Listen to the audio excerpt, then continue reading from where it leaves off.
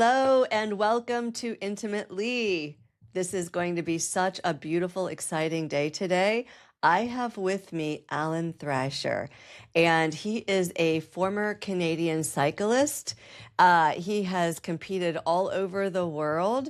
You also are a muscle activation specialist, Yeah. Matt, I believe for short. You have a degree in kinesiology. You've worked with professional hockey players and football players. Your passion is for helping others with their health, right? And that's Yes. your mission in life. And that's a big mission for you. Mm. Alan, welcome. Thank you for having me. Thank you. And I just want to say, and further, I met you in my leadership training program from a worldwide, because you're in Canada. I'm in a Yes. worldwide leadership training program with Landmark. And when I started this, you were my first coach for our group and, helping us get started in this. So thank you for that. You're welcome. And all of your contributions to the many people who you are coaching and helping get into a better space in this world so that they can also bring what they're passionate forward. Yes. That's always been my commitment is that people live full lives. So tell me more about how you got started in all of this because, with from a very young childhood, you were born with something that most people would see as disability, but you saw it as empowering. Actually, you know what? I never saw it as anything. Oh, even better. I was actually I was stillborn, so I was 3 months premature, and they had to revive me. I've been 5 minutes without oxygen, so technically dead. Um, and because of that, I was born with cerebral palsy, which is essentially a stroke that happens at birth. And then as I as I was growing, it took me about 4 to 5 years to learn to walk. And and I'm always asked, how did I learn to walk? And that's like asking somebody, how did they learn to ride a bike? You kind of just do it. And when people ask me how did I learn, I just said, well, I didn't even think about it. I actually just wanted to go be with my brothers and sisters that were playing over in the corner. So I just kept wanting to go where they were and forcing my body to move. My brain learned different ways to get around. And so I took that experience and transformed that into running. I was always running. Um, in fact, I was always running to classes, and that's where I bumped into a police officer like I knocked him over because I ran right into him.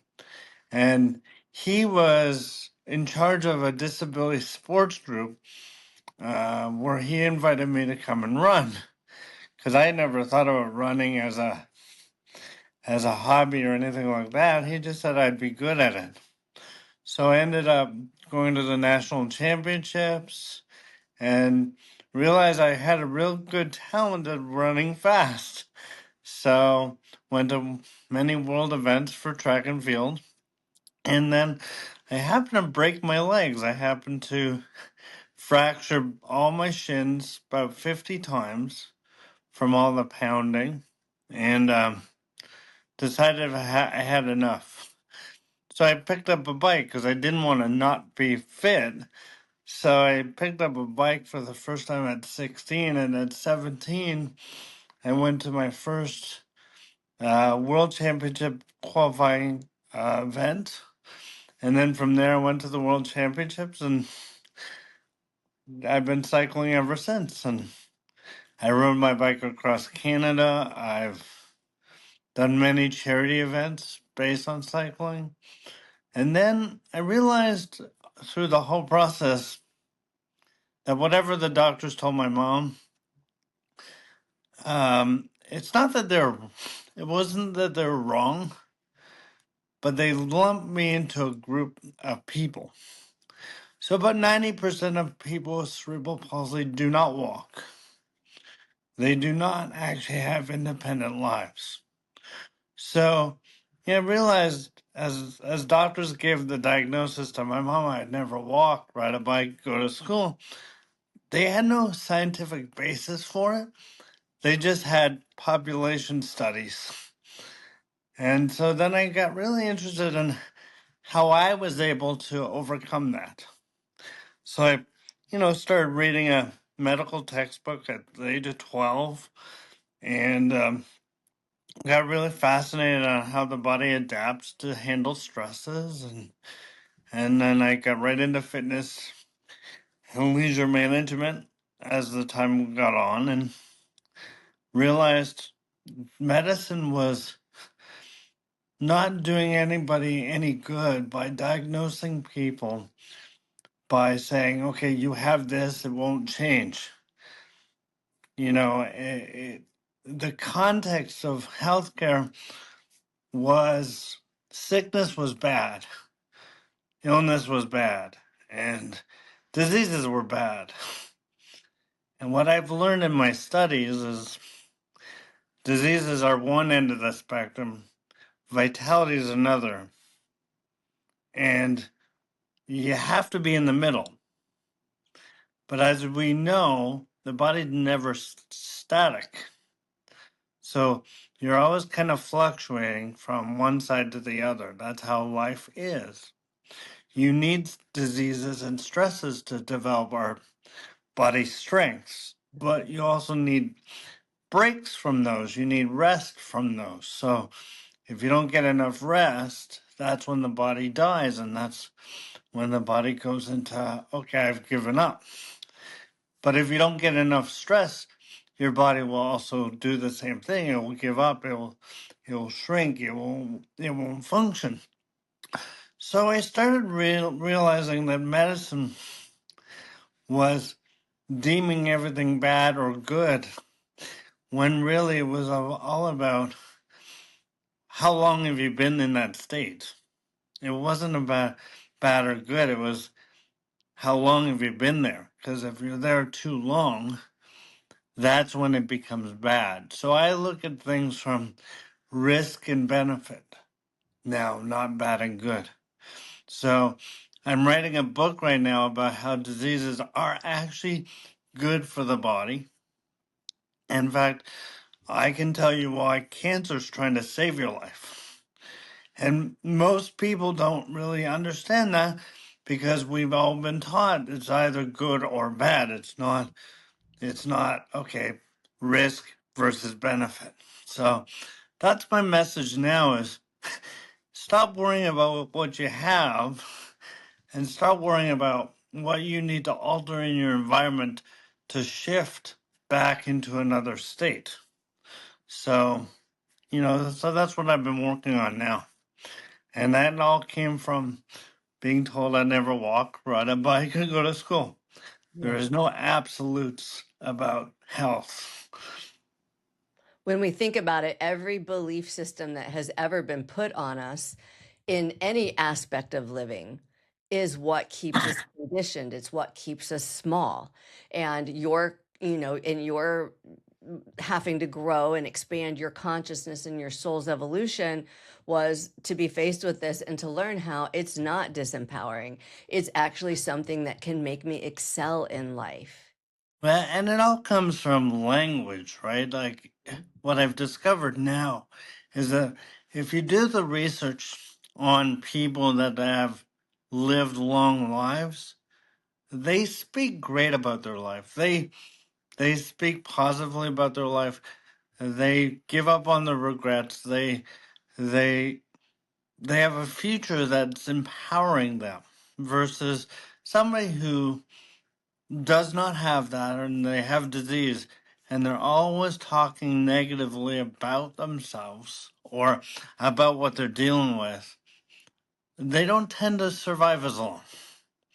I mean, my uncle from Scotland lived to about 110 years old, smoked every day from the time he was 16 to like the time he died, drank like a fish, and yet his cholesterol was normal, his vital signs were normal, and all he kept saying was, one more day is good for me. And he just didn't really worry about it, what he couldn't control.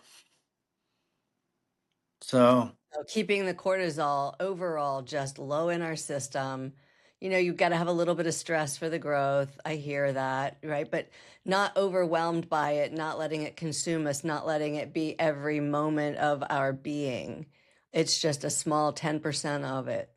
well, as I said, if you ever go up in space, if you ever have an opportunity to go up in space, the number one thing astronauts deal with when they come back is they lose about 30% of their bone mass being in space. Wow. Uh, because it's the stress that keeps us alive. However, if you look at the sleep disorders that people have today, and the rest problems, like people have anxiety, people they can't rest as much as they could need to. It's the rest factor that brings you back after the stress. So if you're not resting and you're stressing, your body's always in a negative downslide. Versus if you stress yourself and then take a break and get enough rest, your body doesn't know you were stressed. Right. We all know that the way to increase muscle mass is to stress the muscles, tear the fibers, and then they rebuild themselves stronger. As long as you sleep. And And then you that's gotta rest. Yeah, you can't lift back to back every you day. can. You gotta let that Well, muscle yeah, rest well, and you repair. can, and that's part of my book. Is we've created norms or standards in healthcare that really don't exist. So imagine you can lift every day and you can actually exercise every day, but people expect today that when you exercise enough, there's pain to be expected. Like if I exercise, I should expect pain. That's the problem. Pain means stop.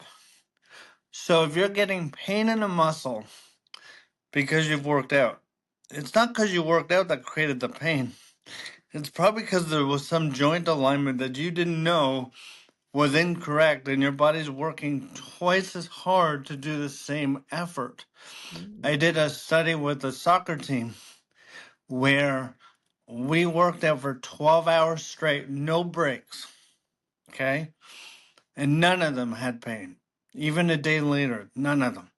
Because every time they started getting tight, I had them alter the position to reduce the tension.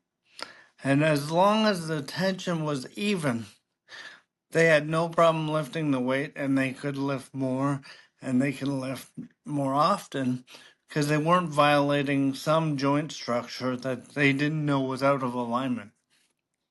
Right? It seems like So, everything is about an alignment. So an alignment in yourself, in your structure, in your daily habits. well, it's about balance, and you got to find your own balance, and that's the interesting thing about medical norms that is so not accurate. So I'll give an example because I use this in my book. Who says high blood pressure was bad? So, in one sense, if your arteries are weak and you have really bad artery structures, yeah, high blood pressure would be a bad idea. However, if you don't get enough blood flow around the body, you'll die anyway. So, blood pressure is based on how much blood is circulating and where do I need it the most. So I had a blood pressure of 200 over 110, actually 2 weeks ago. I was actually in the hospital. And I was sitting there going, okay, I know my blood pressure is high because I got a headache. And, I had the symptoms of high blood pressure. And I sat there and I said, the doctor was like, okay, we got to do something about this blood pressure. I said, no, you don't. I just haven't eaten enough today and I need more salt in my body. He's like, salt? No, that'll bring your blood pressure up. I said, yes. My blood pressure was too low. So my body compensated and elevated it for me so that I could keep living. Mhm. So give me some salt water solution, and the blood pressure will drop down. And he goes, and this is a doctor, this is an emergency medical person. And I said, no, it's about pressure in my body. It's lacking somewhere. So just give me salt water. So they hooked me up to an IV with electrolytes. And within 5 minutes, my blood pressure was 110/80. And he's like, are you a doctor? I said, no, I just understand my balance. Mhm.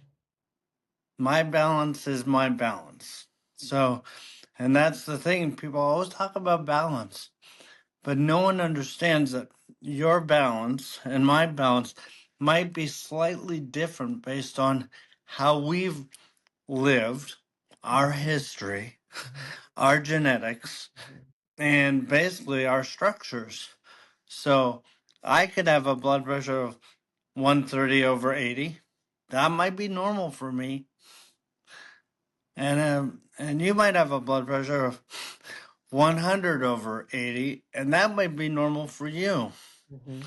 And what medicine has done is said, okay, well, this is the average for the population. So that's the norm. So if you're not in that norm, you could be bad. Well, how long have you not been in the norm? Mhm. I've been this way forever. Well, then that's normal for you. Yeah, and it's just kind of back to thy own self be true. It's on every level, It's not on every level. on every level. On every level. So what makes me laugh is people don't look at their blood work and their medical history over time. So, as I said, I've been dealing with some health issues, and you know, they'll say you're in the normal range, okay? And let's say the normal range for this example is between 1 and 10, okay? Mhm. And let's say the average is 5, and so I'm hovering around 5 because I'm healthy, right? But if I'm 5 for 30 years, like if I'm at the 5 level for 30 years, but at 31 years, I'm now 4. Even though I'm in the same range, I'm in the 0 to 10 range, and I'm technically still healthy, there's been a change to something. Mhm. Doctors don't look at, has this changed from last year? They just look at, are you in the range? Mhm. And so what I do that's different in my service is I look at your timeline, and I say, okay, the last blood work you had, you're at that number, you're at that number, you're at the number. Oh, now you're not at the number. So around here something happened. So then we talk about what your history was around the time it changed. And you'll tell me things like, oh, I had epilepsy, or I had like pneumonia at that time, and then I can say, okay, this is what's happening now. So I had an ex-wife who couldn't eat solid food when I met her. Couldn't eat solid food. Was going to every doctor and every specialist, and I just listened to her talk about the symptoms. And I asked her, when did they all start? She goes, well, the digestive system started 10 years ago. I said, yeah, but when did you start getting epilepsy? She goes, how did you know I got epilepsy? I didn't tell you that. I said, well, because your blood work indicates that around age 5, your potassium was low. She goes, yeah, that's when I got diagnosed with epilepsy. Okay, you still have it. It's showing up in your digestive tract. So your digestive tract is now demonstrating a neurological problem. So you can't digest food. So I took her to the health food store, gave her 2 supplements to relieve the stress on her brain, and she was eating solid food in 2 days. She was like, I feel better. Look, and I said, yeah, but you're not done. You're not fixed. All I did was put the put the missing ingredients in to Right. allow your brain to relax. That opened up your digestive tract. Mm. Now we gotta fix the whole problem, so we gotta go back 30 years. Because, and she goes, "How do you go back?" I said, "Well, we gotta look at your blood work at the age of 5," because she had a whole history. And we just saturated with natural stuff, and she got everything restored. Mm. And she never needed any other problem, any other help after that. It was like all her body started. She calls it humming. My body's humming. Mm. It's like there's no problem. That's And every time beautiful. she comes into a problem, right? I said, "No, you forgot to do something today. What was it?" "Yeah, I didn't have my water this morning." Your brain is based on routines. Your nervous system learns by routines. So if you keep breaking your routines, you'll start having medical problems. So if your routine is, I wake up every morning and I have water, and then you stop that, Hmm. in about 2 weeks, you'll start feeling the effects of that because your body's needing the routine. More importantly, your brain needs the routine. Your nervous system or your brain? Which one? Your brain. Your brain needs to interpret that the environment isn't changing dramatically. So Okay. your brain's always operating from survival. So you know, if you smoke, let's say you smoke, I'll give you an example. Have you ever heard of the detox effect where people Hmm. go on a detox and then they feel like crap? Hmm. That's because they move too fast. Their brain can't keep up to the changes they're doing. So the brain goes into shock. That's a bad thing to do. So there's a great company called Isogenics that they promote cleansing. And so they have a 9-day cleanse. And this is to give you an example of you need to do things over time. Okay. They have a 9-day cleanse and it basically kicks the crap out of you. um, but most people that are sick on that cleanse feel great afterwards, right? But it's during that cleanse, it's traumatic for the brain. And that's why you're getting the sicknesses. That's why your body's saying that's too fast, too much, too soon. So what I do is if you buy a 9-day cleanse from them, I do it over 9 weeks. So That's, yeah, instead of doing it every day for 9 days, I do once a week plus good eating I love it. Yeah. for Exercise. 9. And that allows the brain to adapt properly to the stresses that you're coming into. It's like exercise too. If you exercise too long or incorrectly, your body's giving you pain to say, okay, something's off. So I always tell people, as soon as your posture changes at all in exercise, stop. They Yeah. go, but no, I can push 2 more. No, but your posture's already failing. So what's the point? You're going to use different muscles. Hmm. So they're like, well, what's that going to do? I said, it's going to give you pain tomorrow. So then all of a sudden they go, I'm no longer in pain because they're not managing whether they can lift the weight. They're managing whether their posture has to change to lift the weight. I really love all of this and yes, proper mechanics. And as soon as you're tired, you're absolutely now using accessory muscles. And yeah, you're not doing the body any good. I love the fact that we discussed the nervous system and the brain and how whenever we have disease showing up, it's Hmm. something is changing metabolically in the body and in the nervous system, right? Yeah. Like there's Hmm. something there. And dis-ease is just telling us, hey, there's something off. We need to come back to homeostasis, your individual homeostasis, your norms that's right for you. Don't compare yourself to other people. When, Exactly. when do you feel good? At what numbers do you feel good? And so this just keeps driving home the key factor of really being internally embodied in who we are, what we are, how we feel, feeling, and really letting your body talk to you, letting your body tell you things and learn your way of communicating with it because it's different. Yeah, actually, it's really great you said that because what I've actually researched is that aging is a function of two things. Okay? Like aging incorrectly is a function of two things. One, the desire for comfort. I need to make things easy for me. I need to support me.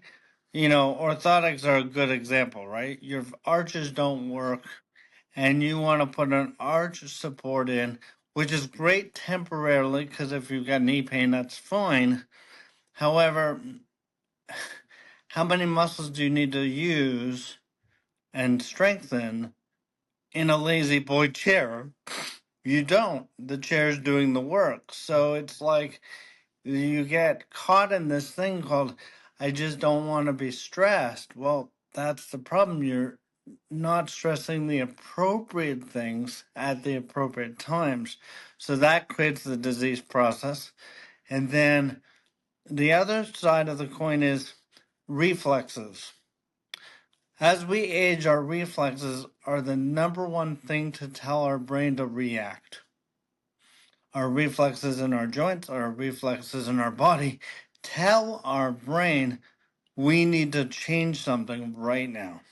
Hmm. And as we age, there's evidence that shows our reflexes slow down so much that we can't even feel the changes. We can't even notice them. So we actually get so numb to the fact our body's changing until we get a disease.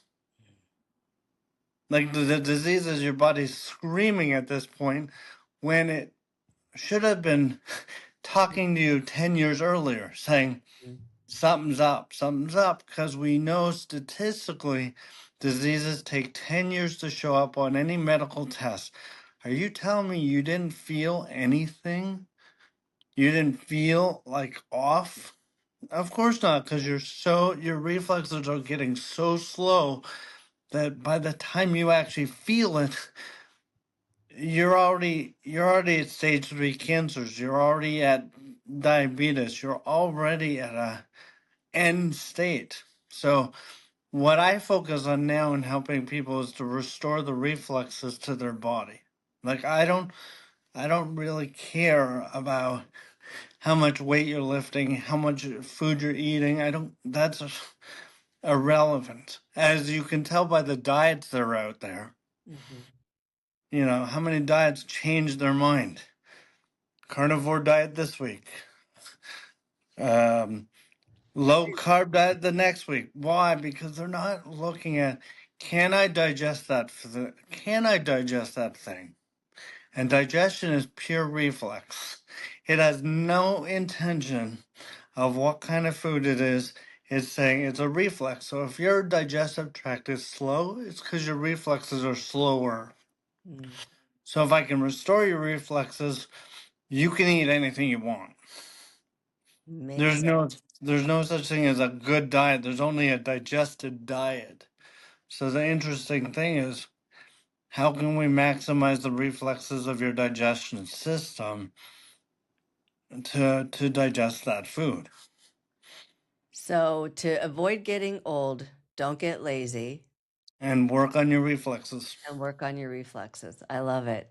Thank you, Alan. Such great information. We could talk forever. I mean, in fact, we have on the phone before. So I'd No love to problem. dive, yeah, I'd love to dive deeper. What Nice.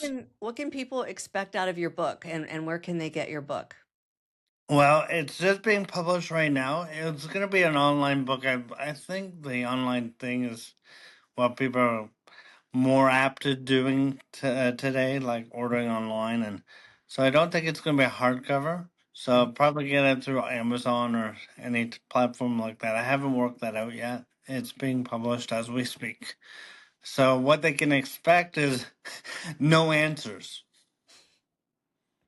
What they can expect is no answers, and what they can look forward to is questions they should ask themselves about themselves, and questions they should ask the doctor.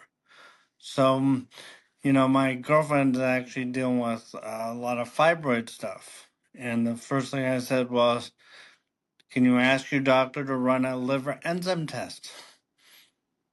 And she goes, well, what does that have to do with fibroids? I said, fibroids are a function of waste products building up in your body. And if your liver's not cleansing your blood, that's where the waste products are building up in your body. So you want to check your liver enzymes. So she actually ended up doing that. She says, I would never think to do that. I would think, okay, let's just deal with the fibroid. No, it's an environmental thing. So I said, check your estrogen levels, check your liver enzymes, and I gave her specific measurable questions to ask her doctor. And she came back. She said, yeah, my enzymes are high, my cholesterol's high. I said, okay, so we got to fix that first to allow the fibroid to shrink. And if you read any book on fibroids, you'll never get that. Mm-mm. I, you'll never get, here's the test you should do. They just work on the fibroid itself. And it's like, yeah, that's fine. But if you don't change the environment, it will come back. So is this what it looks like for someone to do one-on-one coaching with you? Yeah, I get to know you intimately. Like everything you think is not important. Like, my ex-wife has so much gray hair when she was 30. Mm.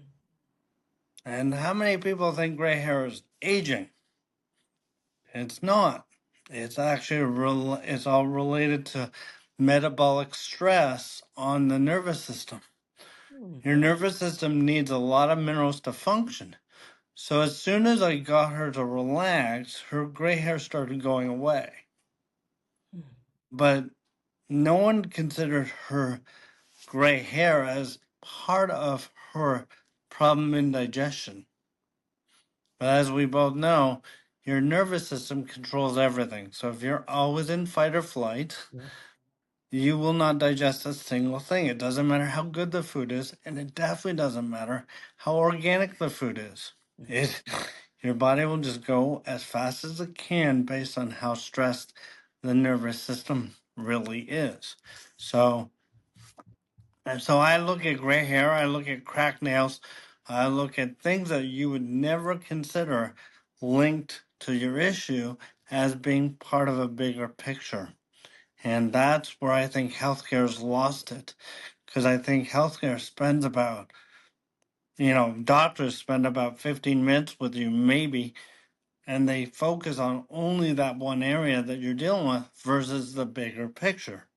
And the bigger picture is survival. So the brain doesn't care what you look like. It just says keep breathing and keep your heart rate pumping. So you'll see people at 90 look like pieces of crap, but their brain's going, but they're breathing and their heartbeat's pumping. That's all I care about. Until that's violated, your brain doesn't care. And all these standards of health are just momentary assessments of how well you're doing. And that being said, the way I measure health is one thing. It's not how you're living that dictates your health. It's how you die. Mm. So if you die from a disease or an illness, you didn't have a healthy lifestyle. But if you die from passing, like falling asleep and not waking up with no metabolic issues, you on average lived a pretty healthy, balanced life. And the way you die dictates whether you lived healthy or not whether you had fat on your body, not whether your blood pressure was high. All these are momentary measurements that doctors use, and they don't really dictate a thing. They just dictate in that moment what's happening. I really, really align with what you're saying, and I'm all about sovereignty and people really taking, awareness into what they're doing, you know, Yes. and being accountable for themselves and not just stuffing a pill down to make it go away. I always have this joke when my clients come in and go, hey, Alan, I'm sore. I'm like, yay, that means you're alive. what do you want to do now? And they go, what do you mean I'm alive? I said, the only thing that doesn't feel pain is dead. So celebrate what's happening first before you go to figure out what's wrong. And most people come to me, just get rid of this. No, you got to learn what caused it, or it will come